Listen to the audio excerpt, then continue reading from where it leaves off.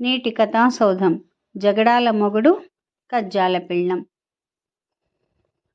కమలాపురంలోని కనకయ్యకు కనకమ్మకు పెళ్లి కుదిరినప్పుడు అతికినట్లుగా పేర్లు కుదిరిన ఈ మొగుడు పెళ్ళాలు ఎంత అన్యోన్యంగా ఉంటారో కదా అనుకున్నారు ఊళ్ళో జనం.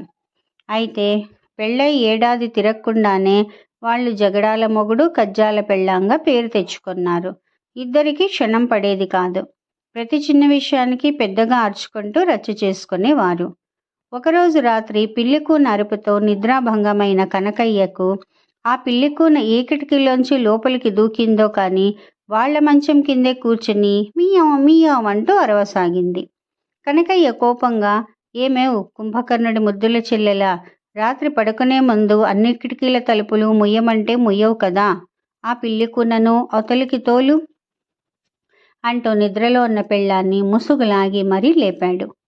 కనకమ్మ గట్టిగా ఆవులిస్తూ, అర్ధరాత్రి ఏమిటి అంకమ్మ శివాలు, కావలిస్తూ నువ్వే దాన్ని అవతలికి తోలు, దాని అరుపుకే చెడే నిద్ర కాదు నాది అన్నది ముఖం మీదికి దుప్పటి లాక్కుంటూ.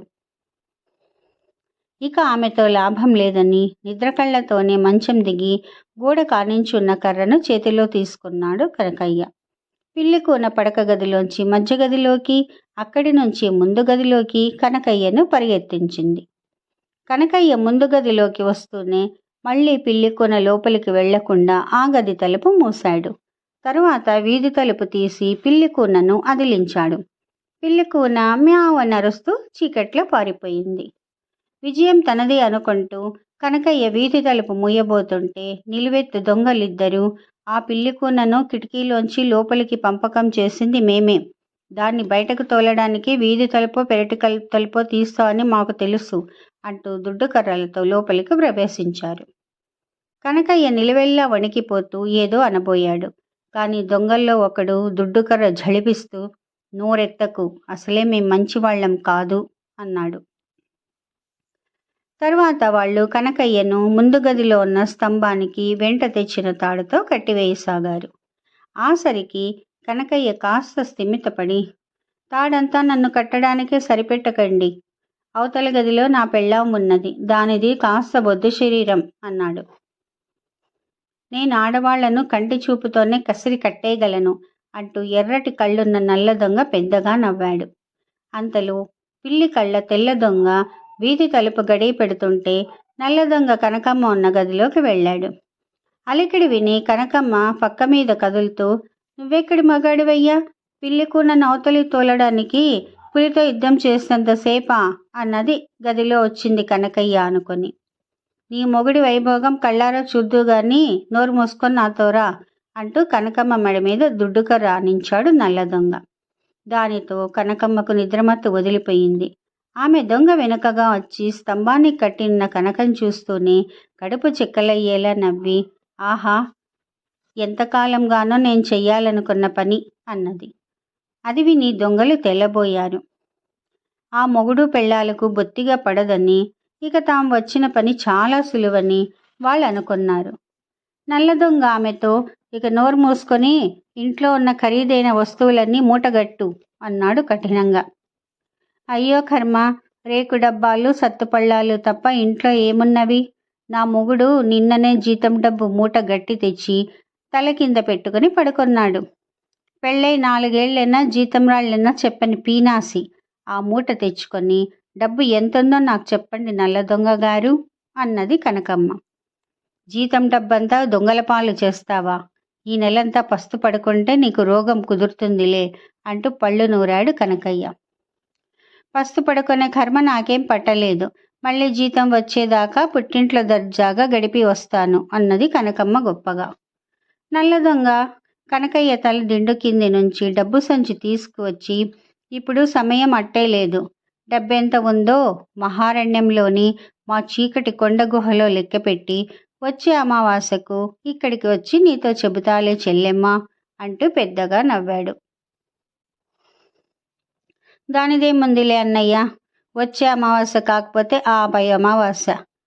సరేగాని చూడు, ఉంగరం లేక నీ వేళ్లు బోసిగా కనపడుతున్నవి, ఈయన వేలికి మా పుట్టింటి వాళ్ళు పెట్టిన పగడపు ఉంగరం ఉంది, ఎప్పుడు వాళ్ళని ఆడిపోసుకునే మనిషికి వాళ్ళిచ్చిన ఉంగరంతో పనేమిటి, నువ్వు తీసుకో అన్నది కనకమ్మ. ఆ వెంటనే నల్ల దొంగ కనకయ్య వేలి ఉంగరాన్ని ఊడబెరుక్కున్నాడు. కనకయ్య ఉక్రోషంతో ఊగిపోతూ, అయ్యా తెల్ల దొంగ గారు, దొంగల భయం కొద్దీ నా పెళ్ళాం నగలన్నీ ఒక పెట్టెలో పెట్టి పెరటి బావిలో దాచింది.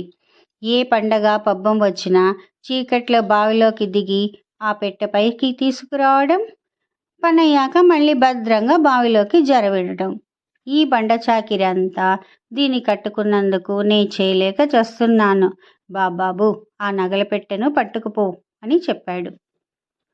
కనగమ్మ గొల్లుమంటూ, పెళ్ళై ఇన్నేళ్లైనా నువ్వీసమెత్తు బంగారం కొన్న పాపాన పోలేదు. నా బంగారం ఎత్తుకెళ్ళు అనడానికి నువ్వెవడివి అంటూ రాగాలు ప్రారంభించింది. మర్యాదగా పెరట్లో బావి దగ్గరికి పద అంటూ తెల్ల దొంగ కర్ర ఎత్తి బెదిరించాడు. అలా దారిలో పెట్టు అంటూ నవ్వాడు కనకయ్య. మనం పెరట్లో వెళ్ళగానే ఈయన కేకలు పడితే మీ పనేం గాను, నోట్లో గుడ్డలు కుక్కండి అంటూ కనకమ్మ అందుబాటులో ఉన్న తుండుగుడ్డను నల్ల దొంగ చేతికిచ్చింది. కనకయ్య కోపంగా ఏదో అనే లోపల తుండుగుడ్డను అతడి నోట్లో కుక్కేశాడు నల్ల దొంగ. తెల్ల దొంగ బావి గట్టునే బాల్చి ఉన్న తాడు విప్పి ఒక కొనను గిలకకు పక్కనే చెక్కకు గట్టిగా కట్టి మరొక కొన పట్టుకొని బావిలోకి దిగాడు. కనకమ్మ పొంగి వస్తున్న దుఃఖాన్ని ఆపుకుంటూ, పరమ దుర్మార్గుడు, మా అమ్మ పెట్టిన నగల ఆచూకీ చెప్పేశాడు. నేను మాత్రం తక్కువ తిన్నానా? నా మొగుడు తల్లి కాశీయాత్రకు వెళుతూ తన నగలన్నీ పచ్చలు తాపిన వడ్డాణంతో సహా రేకుపెట్టెలో పెట్టి సామానుల గదిలో అటక మీద దాచింది. ఆ నగలు విడిచిపెట్టేవు సుమా అన్నది నల్ల దొంగతో. అప్పటికే తొలికోడి కూయడంతో నాకు ఆ గది చూపించు అని తొందర చేస్తూ కనకమ్మ వెంట ఇంటి లోపలికి వచ్చాడు నల్ల దొంగ. వాడు పాత సామానుల గదిలోని అటక ఎక్కగానే ఠపీమంటూ ఆ గది తలుపులు మూసేసింది కనకమ్మ. తరువాత ఆమె తాపీగా కనకయ్య కట్లు విప్పి నోట్లోని తుండుగుడ్డలాగి, ఇద్దరు దొంగలు దొరికారు. ఇక బారెడు పొద్దెక్కేదాకా మనం నిశ్చింతగా నిద్రపోవచ్చు అన్నది. ఎక్కడున్నారు వాళ్ళు అని ఆత్రంగా అడిగాడు కనకయ్య. ఒక చచ్చివేదవ పాతాళంలో, మరొకడు ఆకాశంలో అన్నది కనకమ్మ.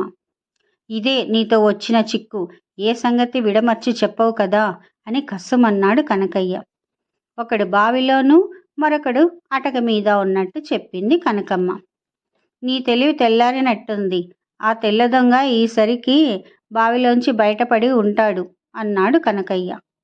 నేను సామానుల గదిలోకి నల్ల దొంగను పంపే ముందే తెల్ల దొంగ గిలకకు కట్టిన చెక్కకు కట్టిన తాడు ముడి ఊడదీసేశాను అన్నది కనకమ్మ నవ్వుతూ.